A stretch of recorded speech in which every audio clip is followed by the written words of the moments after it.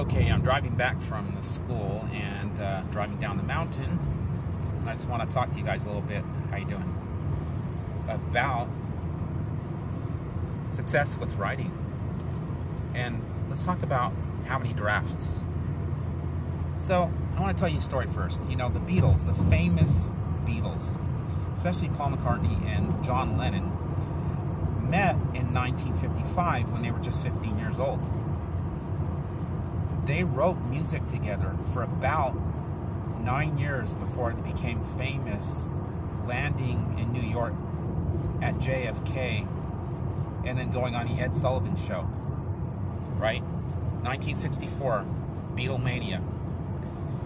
British invasion, right? Well, that wasn't their first gig. And so when you sit down to write a draft and you're saying to yourself, okay, I have an outline or I don't, and I'm going to write the first draft, that's wrong. That is not your first draft. Your first draft begins when you discuss your topic and possible ideas for how you're going to address your topic, what your thesis might be, and what you might do to defend that thesis in class. You're discussing that with your partner in class. That's your first draft. It's called pre-writing. And pre-writing is thinking, it's talking, it's singing a song about your draft, it's taking a walk and mumbling to yourself what you're going to write about and capturing that somehow, whether it's videotape, that you videotape yourself talking, or you jot down some bullet points because you took this fabulous walk up the hill. And so that's all on day one. Day two, you might be gathering information on index cards, and on day three you might be arranging those index cards and then talking it through, taking the dog for a walk and talking it through. That's draft number 3. All right, and then you let it sit for a day, and then on day 4 you jot down some of these ideas because you looked at your index cards, you arranged them on the table so you could visually see your ideas, and that by the time you actually create an outline, that's like a pre-writing, and that's draft number 4. Right? And then you write it down very quickly, longhand, on paper or a word processor, and that's draft number 5. So what I'm trying to get at here is, be like Paul McCartney and John Lennon. Don't just expect to land at JFK Airport in New York being all famous because you wrote some songs the previous night or a year earlier.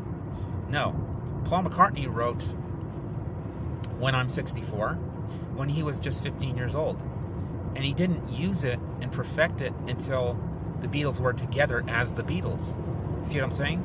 So you start early, you put in your dues, you take the time, and you visit and revisit ideas over and over and over again. And you say, well, that sounds like a lot of hard work. No, it's not actually a lot of hard work. It's easy work because you're starting early and you're doing a little bit at a time, and it's painless. The painful part is you don't know when you're going to do it. You're not organized. You don't have a planner. You don't know when you're taking those walks. You don't know when you have free time to sit and think about your draft, do you? Do you know what you're doing on Tuesday at 3 o'clock every Tuesday? I'm challenging you because half of the battle in this game of writing is being organized and having the time to be able to do that. And of course, you're going to spend more time on certain days, and of course you're going to skip Wednesday perhaps or Thursday because you really need to focus on biology or algebra. But then on Thursday you're going to really roll up your sleeves and put the time that's necessary to really focus on that without distraction, without your cell phone. And then by the time you do your second written draft, it's draft number 5 or draft number 6. And you really haven't worked that hard because you embrace the process of thinking and contemplating things and letting things simmer overnight. It's like cooking a 3-course meal on the slow cooker. I mean, you can sit there over the barbecue the night before and really cook it, or a couple like the night before, you can just throw it in the slow cooker and walk away. And that's how to write. See, the best writing is the easiest writing. The hardest writing is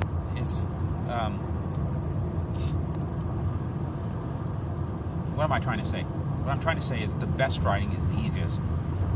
The hardest writing, the stuff, or the writing that's not very good, is the hardest writing to do, because you're waiting until, if not the last minute, you're waiting until like the middle of the due date. Like if you have a week to do this essay, you're waiting till day number 3 or day number 4 to put everything together. And so I see this work all the time with students where they have really good elements in their writing, however they haven't had any time to proofread. You can tell they haven't really thought through the essay in a way that shows that they care. And a lot of students will say to me, well, because I don't like to write, I don't really care. You know, their attitude. And I understand, and I appreciate their honesty. I really do. But it shouldn't be that way, right? You can fall in love with the process of writing, and that's a different video, by the way. I'm going to go off on a tangent here. So basically, just start early and recognize that if you want to have multiple drafts, which you do, if you want to have quality, that's how you're going to get quality, is repetition of revisiting the same piece, turning it over again, reconsidering things. That's how you get good writing. And yeah, that's basically it. So happy writing, everyone. And if you look at the description of this video below, you'll have a link to my Facebook group tutoring page, as well as perhaps my email if you have questions and really willing to help, whether it's helping you with tutoring or just answering questions or shooting a short video for you about any given topic related to writing. Take care.